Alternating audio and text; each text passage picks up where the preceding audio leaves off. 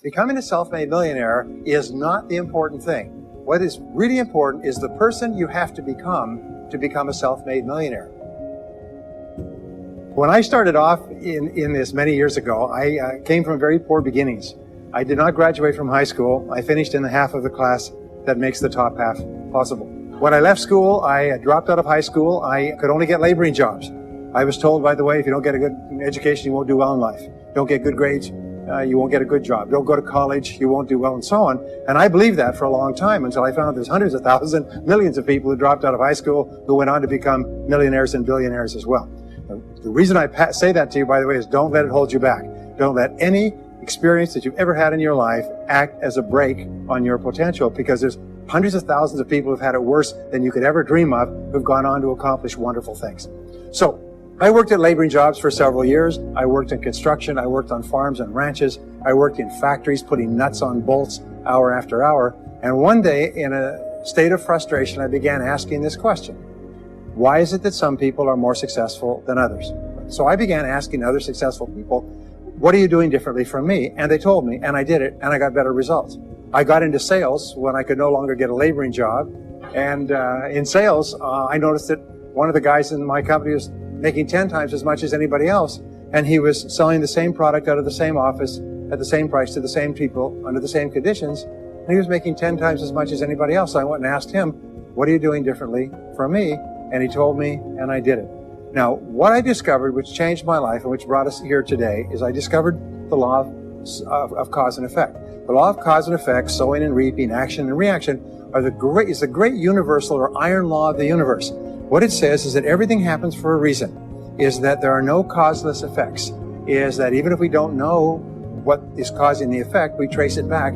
It's the basis of the scientific process, of all medical research, of all marketing, of all business, is if you can define an effect that you want, you can trace it back and find somebody who at one time did not have that effect, and then find out what they did, and then do the same things, and you eventually get the same results. We say that success is not an accident. Failure is not an accident. Success leaves tracks. So if you just follow the tracks of other successful people, no matter where you're starting from, you eventually get to the same place that they get. This was a shocker for me because, and I learned later in psychology, by the way, that one of the two most important things we need to have to be happy and healthy is a sense of control, a feeling that we are in control of our lives, that things are happening for a reason, and a sense of coherence, a feeling that things fit together. Well, when I realized the law of cause and effect explained everything, I thought, wow. So in sales, I went to the top of my sales force. I read, I learned, attended courses, and especially I applied what I learned. And then when I got into sales management, I again read the books and took the courses and asked for advice. And when I got into real estate and importation and development and manufacturing and distribution and a whole series of businesses over the years, the first thing I did is I asked, how does it work? How do people succeed in this field? And then I buried myself and immersed myself. I spent hours and hours and hours studying, and then I did what the most successful people did. Interesting point. We say that nature is neutral. In other words, nature doesn't care who you are. It doesn't care if you're tall or short or male or female or black or white, educated or uneducated. Nature doesn't care. All that nature cares is that you do what successful people do. It's like making a recipe. Nature doesn't care. You follow a recipe. If you follow the recipe exactly, you get the dish. Nature doesn't care who's doing it. And that's the wonderful thing about our society. It's basically like justice. It's blind, is nature doesn't care. In fact, there are a lot of people who are not as smart and not as talented as you who are doing vastly better than you, not because they're better, but because they're just following proven success methods. Becoming a self-made millionaire is not the important thing. What is really important is the person you have to become a self-made millionaire. You have to become a totally different human being. One of my friends says that in order to achieve something you've never achieved before, you have to become someone you've never been before. And it's a really important insight, is the qualities that you need to develop, qualities on the inside to become a self-made millionaire, are incredible qualities that make you a vastly better person. Not only better in terms of character, determination, discipline, decision-making, strength, and so on, they make you a far better person. They round out your character in a far better way. So that the real payoff of becoming wealthy is not because you can eat more, because how many more meals can you eat, how many more clothes can you wear, because it's the kind of person that you become, and then the kind of people that you associate, the kind of life that you have. If you have these qualities, your success is virtually guaranteed. And if you don't have these qualities, the qualities are learnable. Point number one is that all business or sales skills are learnable. All financial skills are learnable. If you can drive a car, you can learn any skill. If you can drive a car, you can learn the skill. Now, number two is you're probably only one skill away from doubling your income right now. You're probably only one skill away from setting yourself on the road to becoming a self-made millionaire. That turns out to be the case for almost everyone. It's a learnable skill. People say, well, I've never been very good with money. Well, get over it. Fact of the matter is, you can learn what you need to learn to achieve anything that you want to achieve. So, the success secrets of self-made millionaires. Give yourself a score of 1 to 10. And if you are weak on one of these, it can be enough to hold you back. If you're strong on all of these, then there's no limit to what you can accomplish. The first is to dream big dreams. Dream big dreams. Practice what is called back from the future thinking and project forward. Develop a vision of yourself as happy, healthy, wealthy, thin. Practice what top people practice, which is what is called idealization. You project forward several years and that you imagine that your life is perfect in every way. Imagine that you have no limitations. Imagine that you have all the time and all the money and all the friends and all the contacts and all the education, and all the experience, and that you could be or have or do anything you want in life. If you could, what would it be? If your life were perfect in 5 years, what would it look like? How much would you be earning? How much would you be worth? What kind of a family life would you have? What kind of health would you have? What kind of car would you be driving? What would your life be like if you could wave a magic wand and make it perfect in every way? Now, what we have found is this is the starting point of great riches, and it's the starting point of great success in life, is for you to have a dream or a vision of a wonderful future. Number two is to do what you love to do. Whenever you find people who are really successful in life, they're people who do what they love to do. They love their work. The great rule for success in life is to find something that you love to do and then find a way to make a living doing it. Now, when you find what you love to do, it'll be something that gives you energy, it motivates you, it enthuses you. It's probably something that you were meant to do from the time you were born. And when you ask self-made millionaires, what sort of work do you do? They'll often say, I've never worked a day in my life. I just do what I like to do. Number three is commit to excellence. Now, this is really, really important, and I had a hard time with this as a young man because I was never good at anything. I was never picked for any team, and if I was picked, I was the first person cut. I got lousy grades in every class. I got fired from multiple jobs. I even got fired from a job pumping gas once. I got fired, I went from job to job, and then I discovered that all people who are successful are excellent at what they do. You know the old question they asked Willie Sutton, the bank robber, why do you rob banks? He said, well, that's where the money is. Well, being in the top 10% is where the money is. So what you have to do is you have to pay any price and make any sacrifice to get into the top 10% in your field. Now, here's the good news. If you're doing what you love to do, you will want to be in the top 10% in your field. If you don't want to be excellent at what you're doing, it means you're in the wrong field. It just means that you're marking time, you're treading water. And there's a lot of people who are in their field and they do their job and, they go home at night and don't think about their work and so on. And this kind of an attitude means that you have no future. You have a very shaky present. That crackling sound you hear is the ice breaking under your feet, okay? And you have no future, because if you're not doing what you love to do and throwing your whole heart into it, you're just marking time. But everybody is designed so that there is something that you love to do that you can do well. And the fact that you love it means that you probably have the ability to excel at it. So make this decision to get into the top 10%. Let me tell you what changed my life. Here I was struggling in my late 20s, and I learned this. It was a breakthrough thought, is that everybody's in the top 10% started in the bottom 10%. Everybody who's doing well was once doing poorly. Everybody who's at the top of your field today was once not even in your field at all and didn't even know it existed. What that means is that if you're willing to pay the price and work hard and make the sacrifices, you can get into the top 10%. Now, how long does it take? It doesn't take a week or a month. Most people are really impatient. And to achieve mastery in your field takes 5 to 7 years. People say 5 to 7 years. Geez, I'll be 5 to 7 years older before I start enjoying the big rewards. Well, how much older will you be in 5 to 7 years anyway? Now, here's an important point. Are you ready? The time is going to pass anyway.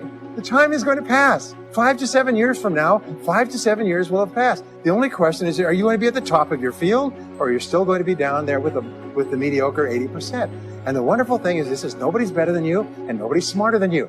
If anybody else is at the top of their field, it means that you can be at the top of your field. Just go to them and find out how they got there, because they started at the bottom. Now, It may take longer for some people and less for others, but everybody who puts one foot in front of the other and keeps moving eventually gets it. And that's where all the rewards are. Not only that, that's where all the joy in life is. When you're really good at what you do, you feel wonderful about yourself. You're respected.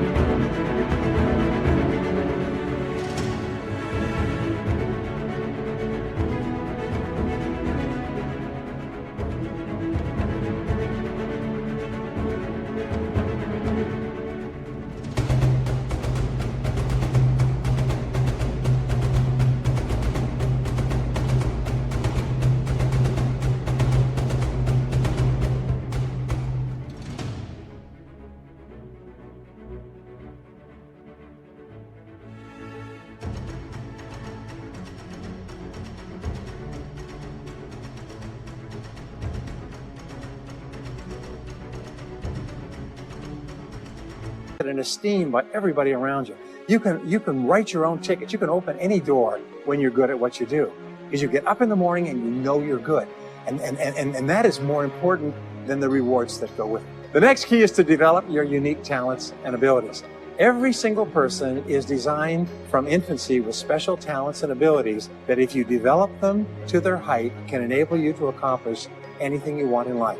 Everyone is genetically structured to be able to do something superbly, to do something they enjoy, to do it well, and to get great satisfaction from it. Peter Drucker often asks the question, what are you good at? What are you good at today? What should you be good at? What could you be good at? What will you be good at? And so one of the questions that we ask is, looking back in your life, what has been most responsible for your success up to now? What has been most responsible in the past? What is it that you have done that has gotten you the best results? Because as we said before, success leaves tracks. And if you look back into your past, you'll often find indicators that guide you to your future. The next key to becoming a self-made millionaire is to see yourself as self-employed. What we found is the top 3% of adults in our society see themselves as self-employed. They see themselves as in charge of their own lives. When I started off my career as a young man, I was 21 years old, working as a construction laborer, living in a one-bedroom apartment, broke, taking buses 2 hours every morning to get to work and buses 2 hours to get back. I still remember that, and I still remember a light going off one evening. I was sitting there in my little apartment, in my little kitchen alcove, and I suddenly realized that I was responsible, is that I was in charge of my own life, that no one was coming to the rescue.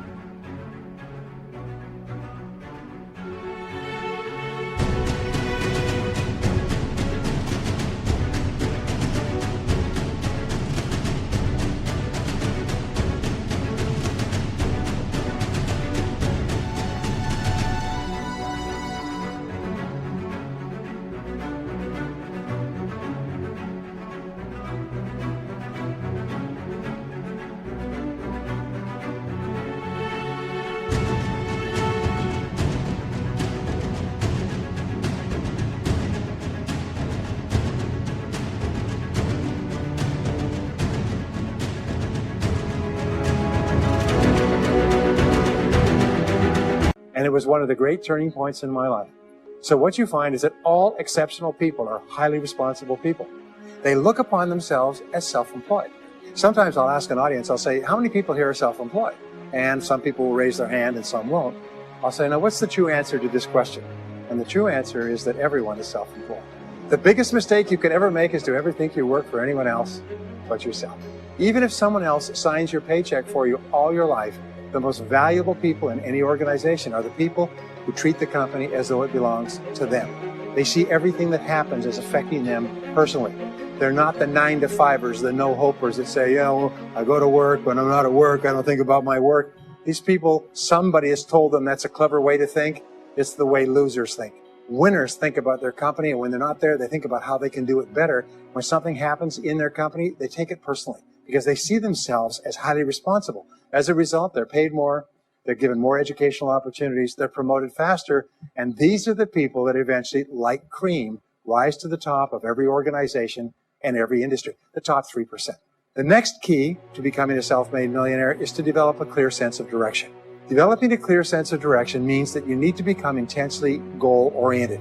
We find that all successful people are goal-oriented. There's an old saying, you can't hit a target that you can't see. You've got to know what you want in every area of your life. Some years ago, I worked with the Hunt Oil Company in Texas. The Hunt Oil Company was founded by H.L. Hunt, who became the wealthiest self-made multi-billionaire in the world. At his peak, he owned 200 companies and had a royalty income of $3 million a day. Most phenomenal man, by the way. And he was interviewed by a friend of mine on television before he died in the early 70s. And he was asked, what are the secrets to success? He said, the keys to success have only been two through all my life, and I will tell you what they are. He said, number one, he said, decide exactly what it is you want and write it down and make a plan to achieve it. And number two is determine the price you're going to have to pay to get it and then resolve to pay that price. Now, where the law of sowing and reaping cause and effect, I learned an additional point to that. I learned that your current life today is the result of the price you've sown up to now. Is whatever you've put in, you get out. So whatever you're getting out today is a result of what you've put in. If you don't like what you're getting out, what you have to do is you have to put in something different. What I found is that life is always just in the long run. So therefore, life says this, is there's a price you have to pay, and there's two qualities. First of all, you have to pay the price in full for your success of study, preparation, hard work, and so on. And second of all, you have to pay the price in advance. You don't get it afterwards. The way the world works is first you put in what you need to put in, and then you get out the rewards. So you have to ask yourself, what is the price that you have to pay to achieve the success that you desire? And you have to write it down and make a plan and work on it every day. Next is refuse to consider the possibility of failure. It's the most amazing darn thing is that the fear of failure is the greatest single obstacle to success in adult life. And it's not failure itself, because each one of you is a professional failure. Each one of you has failed over and over and over again. Isn't that true? All of us fail. All human beings fail over and over. 9 out of 10 things that we try don't work out the way we expected. We have failures in relationships and in jobs and in careers and investments and everything. It's not the failure that holds you back. The failure makes you smarter. We say that it is the fear of failure, not failure, that holds you back. And the way that you overcome failure is you never consider the possibility of failure. The rule is this, is there's no such thing as failure, there's only feedback. Is when you try something that doesn't work, you get feedback, not failure. And recognize that most things you try aren't going to work the first few times. So what you do is you say, oh, that's an interesting bit of feedback. And you pick yourself up and you move forward and you have more feedback and you move forward. To become a self-made millionaire, you're going to fail over and over again, year after year after year. But your brain has a cybernetic mechanism, which means that sometimes you try something, you get feedback, which makes you smarter. And when you try something else, you get feedback, which makes you smarter. And eventually you reach the point where you're too smart and you stop making mistakes. You start to do more and more things right and fewer things wrong. But you can't get there unless you have experienced the failures. Henry Ford once said that failure is merely an opportunity to more intelligently begin again.